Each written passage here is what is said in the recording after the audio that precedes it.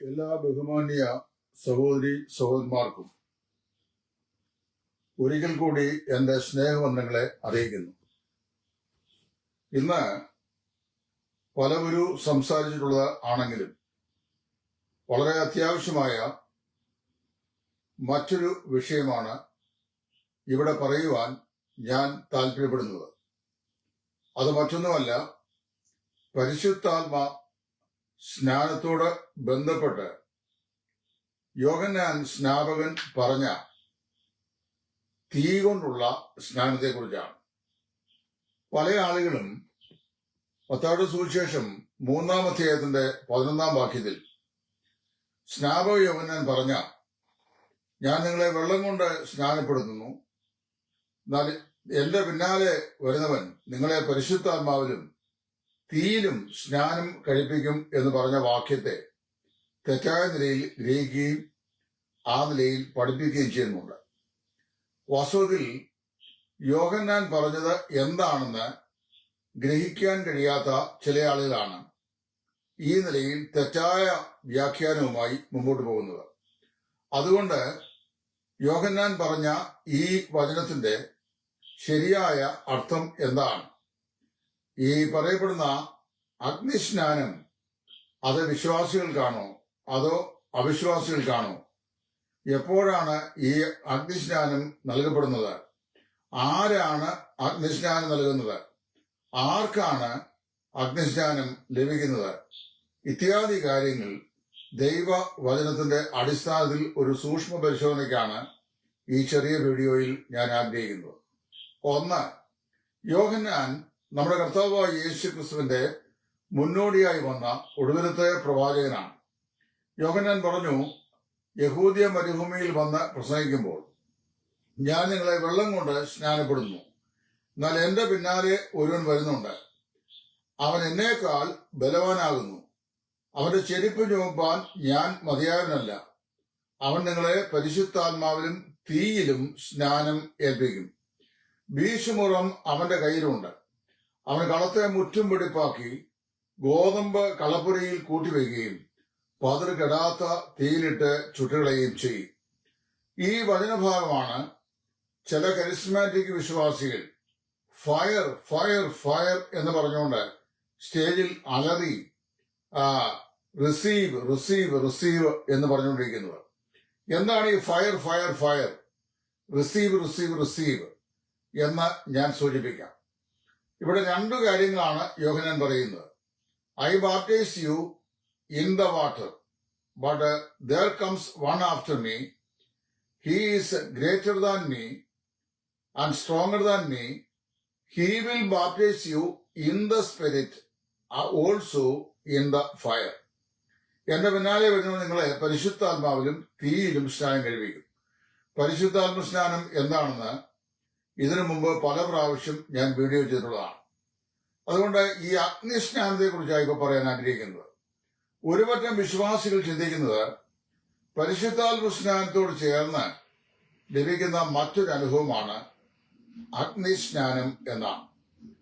അത് അങ്ങനെ പ്രസംഗിക്കുകയും അങ്ങനെ പഠിപ്പിക്കുകയും ചെയ്യുന്ന ആളുകളെ ഞാൻ കണ്ടിട്ടുണ്ട്, നിങ്ങളും കണ്ടിട്ടുണ്ടാവാൻ സാധ്യതയുണ്ട്. ഒരു കൺവെൻഷൻ ഒരിക്കൽ ഞാൻ സംബന്ധിക്കുമ്പോൾ ഒരു പാസ്റ്റർ അദ്ദേഹം പ്രസംഗിക്കുകയാണ്, ഇന്ന് രാത്രി ദൈവം ചിലരെ തീയിൽ സ്നാനപ്പെടുത്താൻ പോവുകയാണ്, അഗ്നിജ്വാലകൾ പോലെ പിളർന്നിരിക്കുന്ന നാവുകൾ ഇവിടെ പ്രത്യക്ഷമാകാൻ പോവുകയാണ്, തീയിൽ നിങ്ങൾക്ക് ഇന്ന് രാത്രി ആ അനുഭവം വേണമെങ്കിൽ നിങ്ങൾ പ്രാർത്ഥിക്കുക, മുമ്പോട്ട് വരിക എന്നൊക്കെ പറഞ്ഞ് ആഹ്വാനം ചെയ്യുന്നത് ഞാൻ കേട്ടു. ഈ വചനാംശം എന്താണ് യോഹന്നാൻ പറയുന്നത്? യോഹന്നാൻ യഹൂദന്മാരുടെ ഒരു പൊതുസമൂഹത്തോടാണ് സംസാരിക്കുന്നത്. യോഹന്നാൻ യേശു ക്രിസ്തുവിന്റെ മുന്നോടിയായി തനിക്ക് വഴിനിരത്തുവാൻ വന്നവനാണ്. അപ്പൊ യഹൂദ മരുഭൂമിയിൽ യോഹന്നാൻ വന്നിട്ട് അപ്പന്മാരുടെ ഹൃദയത്തെ മക്കളോടും മക്കളുടെ ഹൃദയത്തെ അപ്പന്മാരോടും നിരപ്പിക്കുവാനും മെസ്സിയായുടെ ആഗമനത്തിനായി ജനത്തിന്റെ ഹൃദയത്തെ ഒരുക്കുവാൻ വേണ്ടിയുമാണ് തനിക്ക് മുമ്പായി അയച്ച ദൂതൻ എന്ന നിലയിൽ എഴുതപ്പെട്ടിരിക്കുന്ന പ്രവചനത്തിന്റെ നിവൃത്തിയായി, ഞാൻ എനിക്ക് മുമ്പായി എന്റെ ദൂതനെ അയക്കും, അവൻ നിങ്ങൾക്ക് വഴിയൊരുക്കും എന്ന് പറഞ്ഞ വചനപ്രകാരം യോഹന്നാൻ രംഗത്ത് വരുന്നത്. യോഹന്നാനും കർത്താവായ യേശു ക്രിസ്തു തമ്മിലുള്ള പ്രായവ്യത്യാസം സുമാർ 6 മാസക്കാലമാണ്. 6 മാസം യോഹന്നാൻ മൂത്തതാണ്, 6 മാസം ഇളയാണ് യേശു ക്രിസ്തു. ഈ യോഹന്നാന്റെ അടുക്കൽ മാനസാന്തര സ്നാനം കഴിപ്പിച്ചുകൊടുത്ത യോഹന്നാന്റെ അടുക്കൽ തടിച്ചുകൂടിയത് യഹൂദന്മാരുടെ ഇടയിലെ ഒരു വലിയ സമൂഹമാണ്. അതിൽ പരീശന്മാര്, ന്യായശാസ്ത്രിമാര്, സാധൂക്യര്, ചുങ്കക്കാര്, എരിവുകാര്, ഇങ്ങനെയുള്ള എല്ലാ വിഭാഗക്കാരും കൂടിയിട്ടുണ്ട്. യഹൂദ പൊതുസമൂഹമാണ് യോഹന്നാന്റെ അടുക്കൽ വരുന്നത്. യോഹന്നാൻ അവരെ നോക്കി പറഞ്ഞു, ഞാൻ നിങ്ങളെ വെള്ളം കൊണ്ട് സ്നാനപ്പെടുത്തുകയാണ്, അല്ലെങ്കിൽ വെള്ളത്തിൽ സ്നാനപ്പെടുത്തുകയാണ്. എന്നാൽ എന്റെ പിന്നാലെ ഒരാൾ വരുന്നുണ്ട്, അത് കർത്താവായ യേശു ക്രിസ്തുവിനെ കുറിച്ചാണ്. അവൻ നിങ്ങളെ പരിശുദ്ധാത്മാവിലും തീയിലും സ്നാനപ്പെടുത്തും. ഇത് കേട്ടപ്പോൾ ഈ നമ്മുടെ ചില ആളുകൾ ഇന്ന് ചിന്തിക്കുന്ന പോലെ അന്നത്തെ യഹൂദന്മാര് തങ്ങൾക്ക് അഗ്നിസ്നാനം ലഭിക്കും എന്ന് ചിന്തിച്ചിരുന്നില്ല. ഇവിടെ 2 കാര്യങ്ങൾ കർത്താവായ യേശു വരുമ്പോൾ ചെയ്യാൻ പോകുന്നത് പറയുകയാണ്. ഈ 2 കാര്യങ്ങൾ തമ്മിൽ സഹസ്രാബ്ദങ്ങളുടെ അന്തരവുമുണ്ട്. അത് പ്രത്യേകം ശ്രദ്ധിക്കണം. വേദപുസ്തകത്തിലെ പല പ്രവചനങ്ങൾക്കും ഒരു വാക്യത്തിൽ പറയപ്പെട്ടിരിക്കുന്ന വാക്യത്തിന്റെ നിവർത്തിക്ക് 2 അന്തരങ്ങളുണ്ട്, അല്ലെങ്കിൽ 2 അന്തങ്ങളുണ്ട്. ഇവിടെ യെശയ്യാപ്രവാചകന്റെ പുസ്തകത്തില് ദുഃഖിതർക്ക് ആശ്വാസം പകരുവാൻ, സിയോനിലെ ദുഃഖിതന്മാർക്ക് ആനന്ദമാല നൽകുവാൻ, അങ്ങനെ യഹോവയുടെ പ്രസാദ വർഷം പ്രസംഗിപ്പാൻ എന്നൊക്കെ എഴുതപ്പെടുന്ന പലരും നാം കാണുന്നുണ്ടല്ലോ. ലൂക്കോസിന്റെ സുവിശേഷം വായിക്കുമ്പോൾ യേശു പതിവ് പോലെ ദേവാലയത്തിൽ ചെന്നു. ശുശ്രൂഷക്കാരൻ അവന് വായിക്കാൻ കൊടുത്തു. അവൻ വായിച്ചത് യഹോവയുടെ പ്രസാദ വർഷം പ്രസംഗിപ്പാനും യഹോവയായ ദൈവം എന്നെ അയച്ചിരുന്നുള്ള വേദഭാഗമാണ്. അതിനോട് തൊട്ടു താഴെ പ്രതികാര ദിവസം ഇട്ടുണ്ട്, അത് ആ ഭാഗം വായിച്ചില്ല. ഈ ആദ്യ ഭാഗം വായിച്ച ശേഷം നമ്മൾ വായിക്കുന്നത് ഈ കർത്താവ് ആ പുസ്തകം മടക്കി ശുശ്രൂഷക്കാരനെ ഏൽപ്പിച്ചു എന്നാണ്. അപ്പൊ വാസ്തവത്തില് പല പ്രവചനങ്ങൾക്കും അംശനിവൃത്തിയായും ഭാവി നിവൃത്തിയായും 2 വശങ്ങൾ ഉണ്ട് എന്ന് മനസ്സിലാക്കാൻ സാധിക്കുന്നു. ഇവിടെ യോഹന്നാൻ പറയുന്ന ഈ വാക്കും ഒരു പ്രവചനമാണ്. യോഹന്നാൻ പ്രവാചകനാണല്ലോ. അദ്ദേഹം പറയാണ്, എന്റെ പിന്നാലെ വരുന്നവൻ നിങ്ങളെ പരിശുദ്ധാത്മാവിലും തീയിലും സ്നാനപ്പെടുത്തും. അതിന്റെ വിശദീകരണം ഇവിടെ യോഹന്നാൻ തന്നെ പറഞ്ഞിട്ടുണ്ട് 10-ാം വാക്യത്തിൽ. ഇപ്പോൾ തന്നെ വൃക്ഷങ്ങളുടെ ചുവടന് കോടാലി വെച്ചിരിക്കുന്നു. നല്ല ഫലം കായ്ക്കാത്ത വൃക്ഷമെല്ലാം വെട്ടി തീയിലിട്ട് ചുട്ടുകളയും. ഞാൻ നിങ്ങളെ മാനസാന്തരത്തിനായി വെള്ളത്തിൽ സ്നാനം ഏൽപ്പിക്കുന്നു. താഴോട്ട് പറയാണ്, വീശുമുറം അവന്റെ കയ്യിലുണ്ട്. അവൻ കളത്തെ മുറ്റും വെടിപ്പാക്കി ഗോതമ്പ് കളപ്പുരയിൽ ചേർത്ത് വയ്ക്കുകയും പതിർ കെടാത്ത തീയിലിട്ട് ചുട്ടുകളയും ചെയ്യും. അപ്പൊ ഇവിടെ പറയുന്ന വിഷയം 2 കൂട്ടം ആളെ കുറിച്ചാണ്. 1 നല്ല ഫലം കായ്ക്കുന്ന വൃക്ഷം, 2 ആകാത്ത ഫലം കായ്ക്കുന്ന വൃക്ഷം. 1 ഗോതമ്പ്, മറ്റേത് പതിര്. നല്ല ഫലം കായ്ക്കാത്ത വൃക്ഷം വെട്ടി തീയിലിടുകയാണ്. അതുപോലെ തന്നെ കളപ്പുരയെ മുറ്റും വെടിപ്പാക്കിയിട്ട് പതിർ കെടാത്ത തീയിലിട്ട് ചുട്ടുകളയുകയാണ്.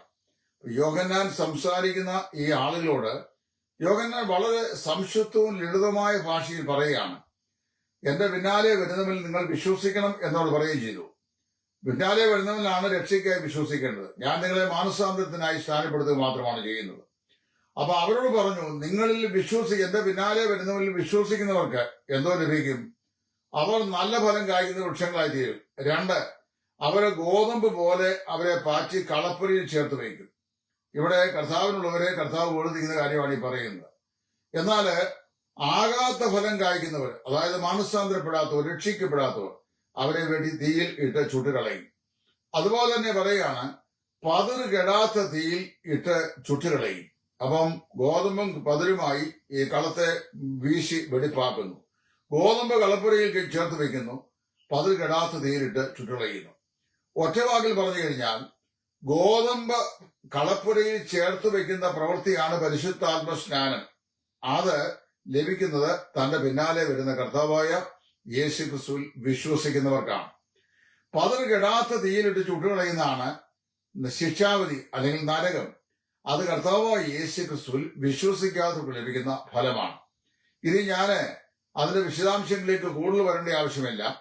ഒറ്റ വാക്കിൽ പറഞ്ഞു കഴിഞ്ഞാൽ, കർത്താവായ യേശു ക്രിസ്തുവിൽ ആത്മരക്ഷയ്ക്കായി വിശ്വസിക്കുന്നവർക്ക് പരിശുദ്ധാത്മ സ്നാനവും, കർത്താവായ യേശു ക്രിസ്തു എന്ന ഏക രക്ഷിതാവിനെ വിശ്വസിക്കാത്തവർക്ക് അഗ്നിസ്നാനവും അല്ലെങ്കിൽ നരക ശിക്ഷാവധി. വളരെ വേഗത്തിൽ ഞാന് വെളിപ്പാട് പുസ്തകം 20-ാം അധ്യായത്തിലേക്ക് വരികയാണ്. അവിടെ നാം വായിക്കുന്നു, അവിടെ ഞാൻ വലിയൊരു സിംഹാസനവും വെള്ള സിംഹാസനവും അതിന്മേൽ ഒരുവൻ ഇരിക്കുന്നതും കണ്ടു. അവന് ന്യായവിസ്താരത്തിനുള്ള അധികാരം നൽകപ്പെട്ടു. അവന്റെ മുമ്പാകെ പുസ്തകങ്ങൾ തുറക്കപ്പെട്ടു. ജീവപുസ്തകം എന്ന് പേരെഴുതിയ ഒരു പുസ്തകമുണ്ട്. അതിന് തൊട്ടു മുമ്പ് ഒരു വാക്യം പറഞ്ഞിട്ടുണ്ട്, ആ ലോകാരംഭം മുതൽ മരിച്ച സകല ദുഷ്ടന്മാരായ ആളുകളും അവന്റെ മുമ്പാകെ ഉയർത്തെഴുന്നേറ്റ് വിസ്താരത്തിനായി നിന്നു. പുസ്തകങ്ങൾ എഴുതിയിരുന്ന പ്രവൃത്തിക്കടുത്ത വിധിയാണ് ഉണ്ടായത്. ഓരോ പാപികളും, എല്ലാ പാപികളും ശിക്ഷയ്ക്ക് യോഗ്യന്മാരാണെങ്കിലും ഓരോ പാപികളുടെയും ശിക്ഷയുടെ ഇന്റൻസിറ്റിക്ക് വ്യത്യാസമുണ്ട്, അതിന്റെ ഗൗരവത്തിന് വ്യത്യാസമുണ്ട്. വെറും ഒരു കള്ളം പറയുന്നവനും ഒരു കൊലപാതകം ചെയ്തതിനും വ്യഭിചാരിക്കും കിട്ടുന്ന ശിക്ഷ ഒരുപോലത്തെ ആയിരിക്കില്ല. നരകം അതിൽ തന്നെ നരകമാണ്, തീയാണെന്ന് പറഞ്ഞാലും അതിന്റെ ഇന്റൻസിറ്റിക്ക് വ്യത്യാസമുണ്ട്. ഓരോരുത്തരുടെ പ്രവൃത്തികൾ കുറിച്ച് വെച്ചിരുന്ന പുസ്തകമുണ്ട്. ആ പുസ്തകത്തിൽ ഇരിക്കുന്ന പ്രവൃത്തികൾക്കടുത്ത വിധിയുണ്ടായി.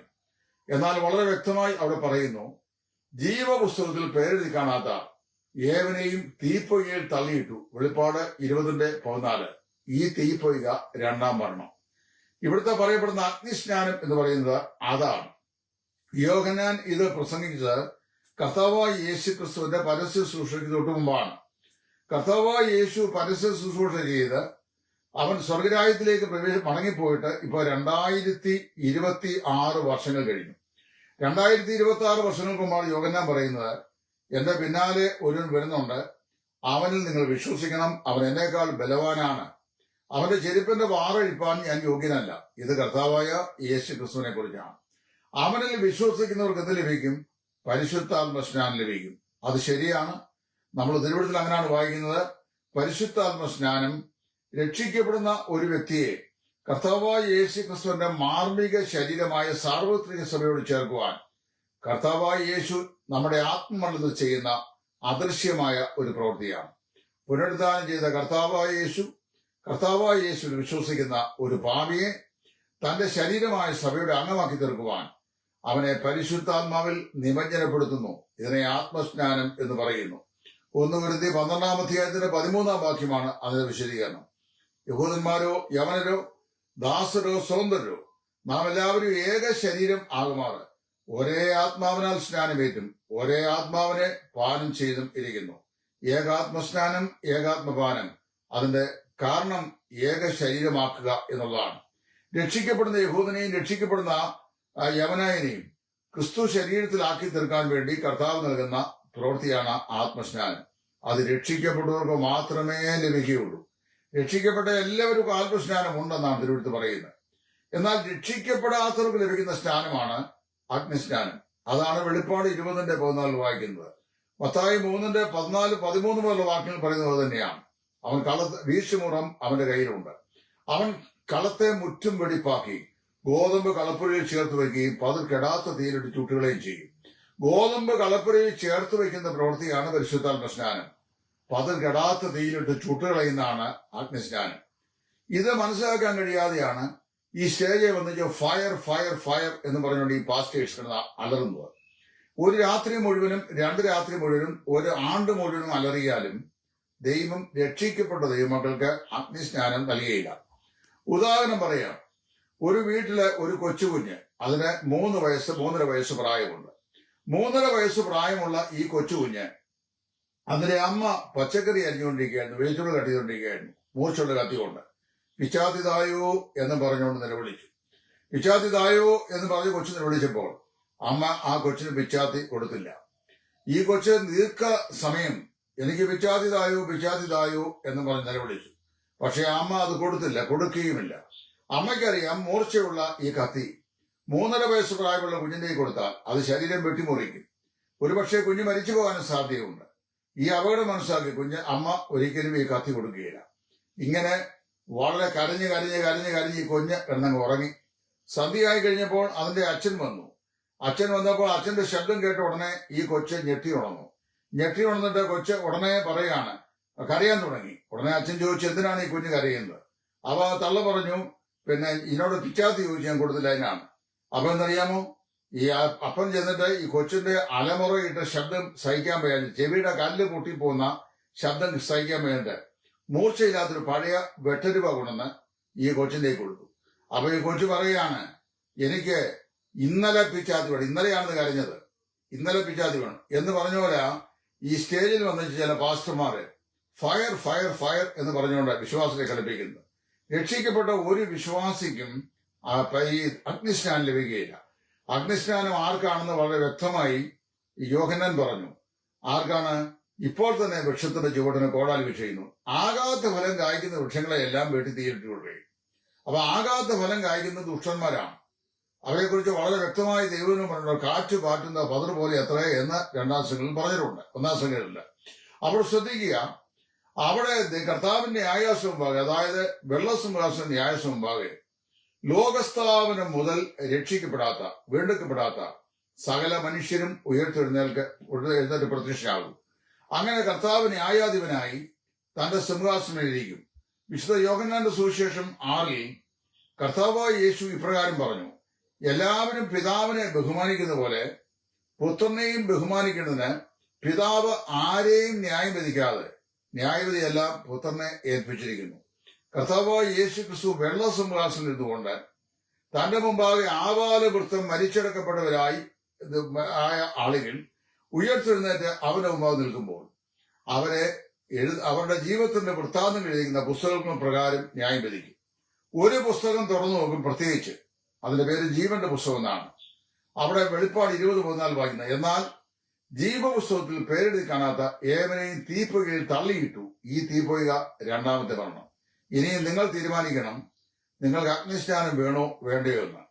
ഒരാണ്ട് മുഴുവൻ രക്ഷിക്കപ്പെട്ട ദൈവത്തിൽ എനിക്ക് അഗ്നിസ്നാനം വേണം, അഗ്നിസ്നാനം തായോ എന്ന് പറഞ്ഞ് നിലവിളിച്ചാലും സ്നേഹനിധിയായ ദൈവം രക്ഷിക്കപ്പെട്ടവർക്ക് അഗ്നിസ്നാനം നൽകുകയില്ല. എന്നാൽ രക്ഷിക്കപ്പെടാതെ സഭാ കൂട്ടായ്മയിലുള്ള, രക്ഷിക്കപ്പെടാതെ കർത്താവിന്റെ മേശ പങ്കുകൊള്ളുന്ന, രക്ഷിക്കപ്പെടാതെ സ്നാനപ്പെട്ട, രക്ഷിക്കപ്പെടാതെ സഭാവിശ്വാസിയായിരുന്ന, രക്ഷിക്കപ്പെടാതെ പ്രസംഗിച്ച, രക്ഷിക്കപ്പെടാതെ ആത്മീയ ശുശ്രൂഷ ചെയ്ത എല്ലാ പുള്ളികളും ഈ വെള്ളസിംഹാസനം മുമ്പാകെ വരും. അങ്ങനെ അവിടെ വെച്ച് അവർ ന്യായം വിധിക്കപ്പെടും. അവരെ നാം വായിക്കുന്നു, തീപ്പൊയ്യിലേക്ക് കർത്താവ് തള്ളിയിടും. ഈ തീപ്പൊയ്ക 2ാം മരണം എന്നും പറഞ്ഞിട്ടുണ്ട്. അപ്പൊ യോഹന്നാൻ പറഞ്ഞ അഗ്നിസ്നാനം ലഭിക്കുന്നത് 2ാം മരണത്തിന് യോഗ്യതയുള്ള അവിശ്വാസികളായ രക്ഷിക്കപ്പെടാത്ത ജനതയ്ക്കാണ്. രക്ഷിക്കപ്പെട്ടവർക്ക് ആത്മസ്നാനം മാത്രമേ ഉള്ളൂ. ഈ 2 കാര്യങ്ങൾ ഒരു വാക്യത്തിന്റെ 2 ഘടകങ്ങളായി പറഞ്ഞിരിക്കുന്നതുകൊണ്ട് ഇത് രണ്ടും വിശ്വാസിക്കുള്ളതാണെന്നാണ് വേദപുസ്തകം മനസ്സിലാക്കാത്ത ആളുകൾ തെറ്റായി ധരിച്ചിരിക്കുന്നത്. അവരാണ് പറയുന്നത് ഞങ്ങൾക്ക് അഗ്നിസ്നാനം. അതുതന്നെ ഞാൻ കേട്ട പ്രസംഗത്തില്, ഇന്ന് രാത്രി ദൈവം തന്റെ അഗ്നിയിൽ ചിലരെ ഇവിടെ നിമജ്ജനപ്പെടുത്താൻ പോവുകയാണ്. ദൈവം ആരെയും തീയിൽ നിമജ്ജനപ്പെടുത്തുകയില്ല. തീയ് ശുദ്ധീകരണത്തിനും അതുപോലെ തന്നെ ന്യായവിധിക്കും വേണ്ടി ഉള്ളതാണ്, എതിരുകളെ ദഹിപ്പിക്കാനുള്ളതാണെന്ന് വളരെ വ്യക്തമായി പറഞ്ഞിട്ടുണ്ട്. എബ്രായലേഖനം 10:26 മുതൽ വാക്യം വായിക്കുമ്പോൾ അവിടെ വളരെ വ്യക്തമായി അപ്പോസ്തലൻ പറഞ്ഞിട്ടുണ്ട്. അവിടെ പറയുന്നത്, ഇനിയും ദൈവത്തിന്റെ ദൈവപുത്രനായ യേശു ക്രിസ്തുവിനെ അനാദരിക്കുന്ന ആ കർത്താവായ യേശു ക്രിസ്തു നമുക്ക് വേണ്ടി അനുഭവിച്ച പങ്കപ്പാടുകളെയും കഷ്ടതകളെയും തൃണവല്ലിൽ ഗണിച്ചുകൊണ്ട് ദൈവത്തിനെ ചവിട്ടിക്കളയുകയും തന്നെ വിശുദ്ധീകരിച്ച നിയമരക്തത്തെ മല്ലമെന്ന് നിരൂപിക്കുകയും കൃപയുടെ ആത്മാവിനെ നിരാകരിക്കുകയും ചെയ്തവൻ എത്ര കഠിനമേറിയ ശിക്ഷയ്ക്ക് പാത്രമായി തീരും എന്ന് അറിയുക എന്ന് പറഞ്ഞിട്ട് അവിടെ പറഞ്ഞിട്ടുണ്ട്, നമ്മുടെ ദൈവം ദഹിപ്പിക്കുന്ന അഗ്നിയല്ലോ. അടുത്ത വാണിംഗ്, ജീവനുള്ള ദൈവത്തിന്റെ കയ്യിൽ വീഴുന്നത് ഭയങ്കരം. അപ്പൊ ദൈവത്തിന്റെ ദഹനാഗ്നിയിലേക്ക് തള്ളപ്പെടുന്നത് രക്ഷിക്കപ്പെടാത്ത അവിശ്വാസികളായ പാപികളാണ്. അപ്പൊ അവർക്ക് ഒരിക്കലും ഈ അഗ്നിസ്നാനം ലഭിക്കുകയില്ല. ആ രക്ഷിക്കപ്പെട്ടവർക്ക് ആത്മസ്നാനവും രക്ഷിക്കപ്പെടാത്തവർക്ക് അഗ്നിസ്നാനവും ലഭിക്കും. ഇത് കേട്ട ശേഷവും എന്താ സംഭവിക്കാൻ പോകുന്നതെന്ന് എനിക്കറിയാം.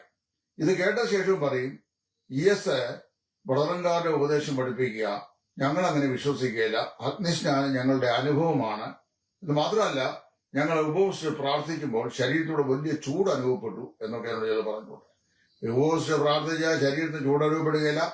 നല്ല ഹ്യൂമിഡിറ്റി ഉള്ള ക്ലൈമറ്റ് ആണെങ്കിൽ ശരീരത്തിന് ചൂട് അനുഭവപ്പെടും. ഞാനിപ്പോ ഇവിടെ എന്റെ ഈ മുറിയിൽ ലൈബ്രറിയിൽ നിന്നുകൊണ്ട് ഇത് റെക്കോർഡ് ചെയ്യുമ്പോൾ ഈ ഫാൻ കറങ്ങിക്കഴിഞ്ഞാൽ അതിന്റെ ശബ്ദം കേൾക്കും എന്നുള്ളതുകൊണ്ട് അത് ഓഫ് ചെയ്തിരിക്കുകയാണ്. അപ്പൊ നല്ല ചൂട് അനുഭവപ്പെടുന്നുണ്ട്.